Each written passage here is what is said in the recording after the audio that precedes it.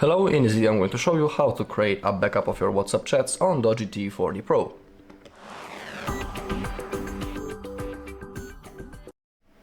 Okay, simply open up your WhatsApp. Now click on those three dots in the top right corner and now click on the settings. Okay, now scroll down a little until you find chats. Scroll once again and tap chat backup.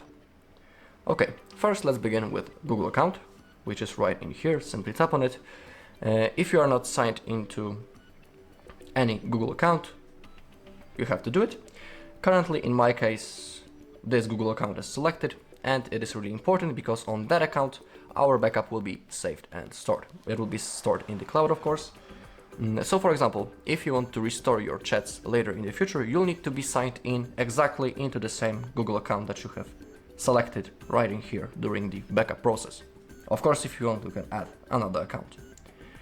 Down below we have the automatic backups. Defaultly this option is turned off. In my case I put it only monthly, which means that each month the backup will be automatically made and I don't need to do this manually. That is a pretty cool thing. If you want, you can pick between those possible modes on the screen.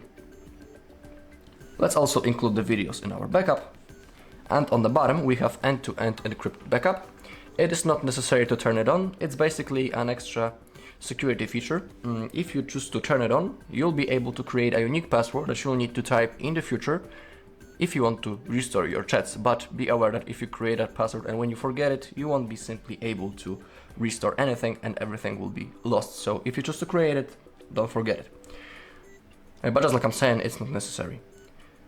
Make sure that you also have some free Google storage space, and to create a backup, hit this green button.